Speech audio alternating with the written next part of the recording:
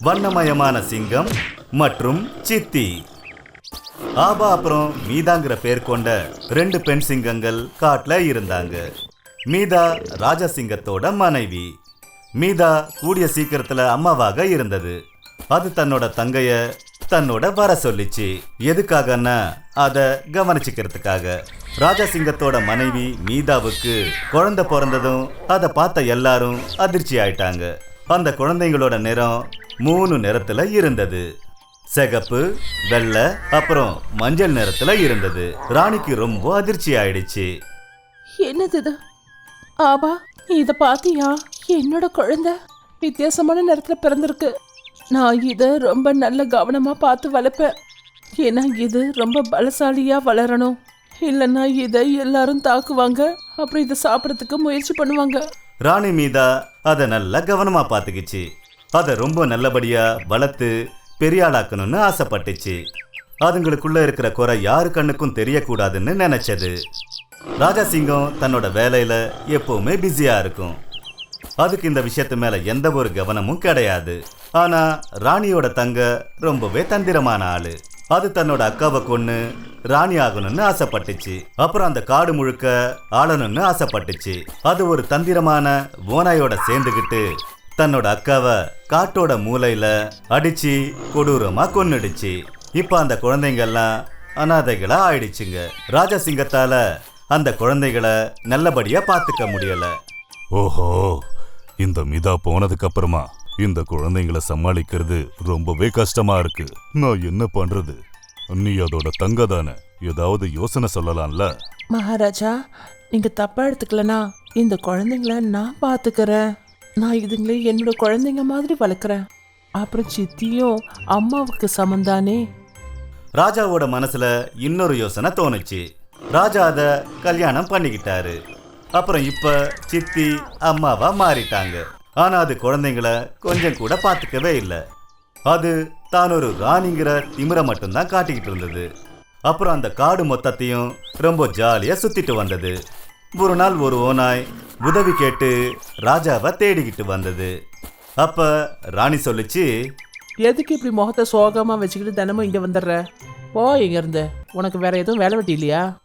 ராணியோட திமிரை பார்த்துட்டு ஓநாய்க்கு ரொம்ப கோபம் வந்துச்சு. அது ராணி பத்தின விஷயத்த ராஜா கிட்ட வந்து சொல்லிச்சு. மகாராஜா, அவங்க அவ்வளோ திமிரா பேசுகிறாங்களே, அது ரொம்ப தப்பு. நான் உங்களை பார்க்க முதல் தடவையாக வந்திருக்கேன். நான் உங்ககிட்ட ஒரு விஷயத்த சொல்ல விரும்புகிறேன் மகாராஜா. நான் ஒரு பெரிய பாவம் பண்ணிட்டேன். மகாராணியை கொன்னது வேற யாரும் கிடையாது, நான் தான். ஆனால் அதுக்கு பின்னாடி காரணம் இந்த சித்தி தான்.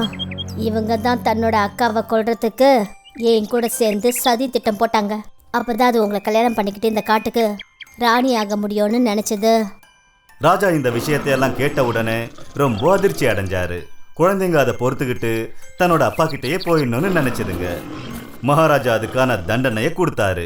அப்புறம் அதுங்க 2ஐயும் கொன்னுட்டாரு. என்னோட குழந்தைங்களா, நீங்களும் எவ்வளவோ சகிச்சிட்டு இருப்பீங்க, என்ன மன்னிச்சிடுங்க. ராஜா இப்ப மொத்தமா மாறிட்டாரு.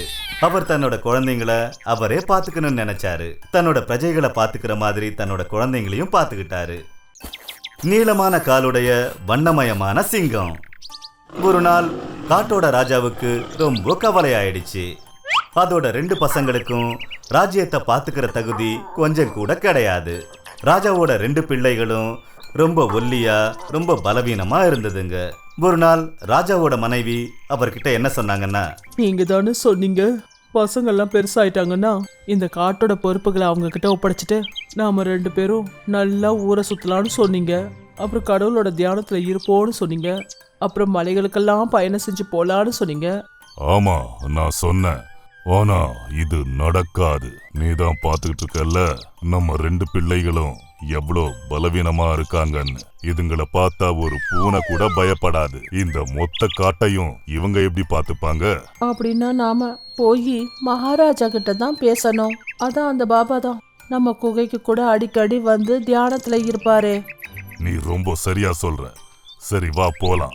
ராஜா சிங்கம் தன்னோட மனைவியையும் அப்புறம் குழந்தைங்களையும் கூட்டிக்கிட்டு தியானத்துல இருக்கிற பாபாவை போய் பார்த்தாங்க. பாபா அந்த குழந்தைங்களை ரொம்ப கவனமா பார்த்தாரு. அப்புறம் அதுல ஒரே ஒரு குழந்தைய கூப்பிட்டு ஆசீர்வாதம் பண்ணாரு. மகாராஜா, இனிமே என்னோட குழந்தை நல்ல வாட்ட சாட்டமா ஆரோக்கியமா நல்ல சுறுசுறுப்பா ஆயிடுவான்ல?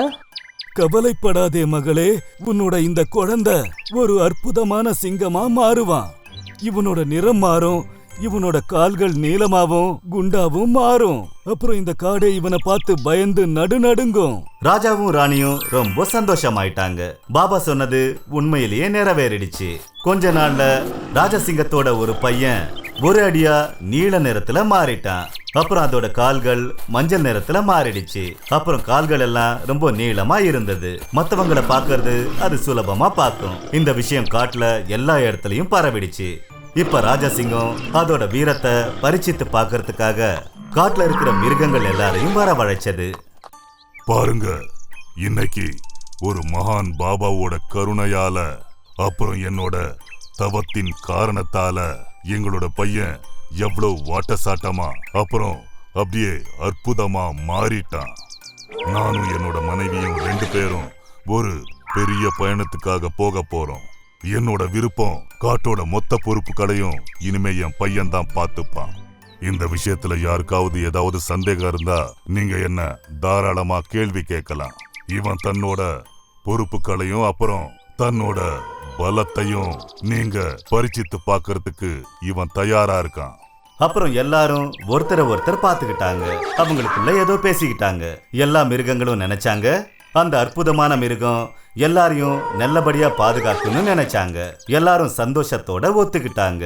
ராஜாவும் ராணியும் தன்னோட மலை பயணத்துக்கு கிளம்பி போனாங்க. அப்புறம் இன்னொரு பக்கம் அவங்களோட பையன் காட்டோட சேவையில இறங்கிட்டாரு. அது மனசார தன்னோட காட்டுக்கு சேவை பண்ணிட்டு இருந்தது. இப்ப எல்லாரும் அந்த நீளமான காலுடைய சிங்கத்துக்கு அன்பை செலுத்தினாங்க. அப்புறம் மரியாதையும் கொடுத்தாங்க. அப்புறம் இது போல அந்த பாபாவோட கருணையால அந்த காட்டுல மறுபடியும் ஒரு முறை சந்தோஷம் நிறைஞ்சது. ஆடு ஓநாய்க்கு தாயானது. சந்தாவோட ஆடுங்க ரொம்ப அழகா இருந்தது. அப்புறம் புத்திசாலிங்களும் கூட. அதுங்கள ரொம்பவே புத்திசாலியான ஆடு கோலு ஆடு.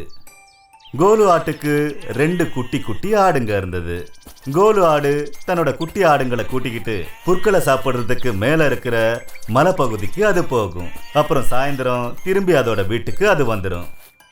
ஒரு நாள் ஆடு தன்னோட குட்டி ஆடுகளை கூட்டிக்கிட்டு வீட்டுக்கு திரும்பி வரும்போது பின்னாடியே வழி தவறிய ஓநாயோட குட்டி ஓநாய் அந்த ஆடுகளை பின்தொடர்ந்துச்சு.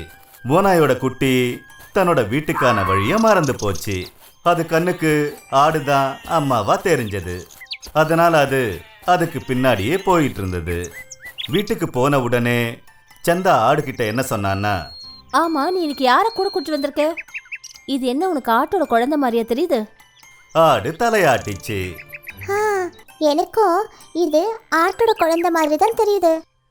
கோலு ஆடு அந்த ஓநாயோட குட்டிய தன்னோட குட்டிங்க மாதிரி பார்த்து வளர்க்க ஆரம்பிச்சது. ஒரு நாள் அது போற வழியில மலை பக்கமா போறப்ப ஒரு பெரிய கரடிய பார்த்துச்சு. கரடி அதுகிட்ட சொல்லுச்சு, ஆடு, இந்த ஓநாயோட குட்டியை எங்க கூட்டிட்டு சுத்துற? இது என்ன உனக்கு ஆட்டுக்குட்டி மாதிரி தெரியுதா? இது ஓநாயோட குட்டி. ஒரு நாளைக்கு அது உன்னோடைய குட்டிகளையே அது சாப்பிட்டுடும். அப்படியெல்லாம் ஒன்றும் ஆகாது. இது என்னுடைய செல்ல பிள்ளை ராஜா. இவன் என்னோட பசங்களை நல்லபடியா பார்த்துக்கிறான். அப்புறம் இது ஒரு ஆட்டோட குழந்தை தான், ஓநாயோட குழந்தை இல்லை. ஆடு அத ஓநாயோட குட்டின்னு ஒத்துக்கிறதுக்கே மறுத்தடிச்சு. இப்ப அது மேல ரொம்ப பாசம் வைக்க ஆரம்பிச்சது. அப்படியே ஒரு அம்மாவை போல. மெல்ல மெல்ல காலமும் கடந்து போச்சு. அப்புறம் ஓநாயோட குட்டி பெருசாயிடுச்சு. ஆடுக்கு வயசாக ஆரம்பிச்சது. ஆனா அதோட குட்டிங்க பெருசாயிடுச்சு. இப்ப அதுக்கு புரிஞ்சிருச்சு, அதாவது உண்மையிலேயே இந்த குட்டி ஓநாயோட குட்டி தான்னு. ஒரு நாள் சாயந்தரம் ஆயிடுச்சு. ஆனா அதோட குட்டி ஆடுங்க வரவே இல்லை. அந்த ஓநாயோட குட்டியையும் காணோம். ஆடுக்கு ரொம்ப கவலை ஆயிடுச்சு. கோலு ஆடு என்ன யோசிச்சதுன்னா, ஒருவேளை என்னுடைய குழந்தைகளை யாராவது சாப்பிட்டுட்டாங்களா என்ன? சாயந்தரம் ஆயிடுச்சு, இருட்டிக்கிட்டு வருது. என் குழந்தைங்க இன்னும் திரும்பி வரல. என்ன ஆச்சுன்னு நான் போய் பார்க்கணும்.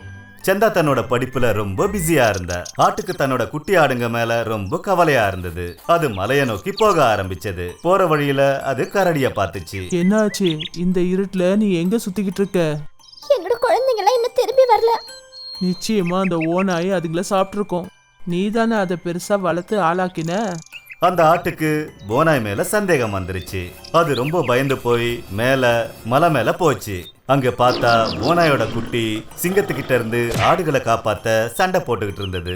இந்த சண்டையை பார்த்த தாயாடு அதிர்ந்து போய் நின்னுச்சு. சிங்கம் அங்க இருந்து அலறி அடிச்சு ஓடி போச்சு. அந்த குட்டி ஓநாய்க்கு நிறைய காயம் பட்டுடுச்சு. அப்புறம் ஆடுகளோட குட்டி ஆடுகள் பாதுகாப்பா இருந்தது. அதை பார்த்துட்டு தாயாடு ஓநாய் மேல நிறைய அன்பை செலுத்துச்சு. என்ன மன்னிச்சிடு என் குழந்தையே. இன்னைக்கு இருட்டதுக்கு அப்புறம் கூட நீங்கெல்லாம் திரும்பி வரவே இல்லை. அதனால நான் உன்னை ரொம்பவே சந்தேகப்பட்டுட்டேன். ஆனால் நீ உண்மையிலேயே நிரூபிச்சிட்ட. அதாவது நீ ஏன் குழந்தைதான்னு. என்ன மன்னிச்சிடு குழந்தையே. அந்த ஓநாய்க்கு ரொம்ப சந்தோஷம். அது தன்னோட அம்மாவுக்கு நன்றி கடனை செலுத்திச்சு.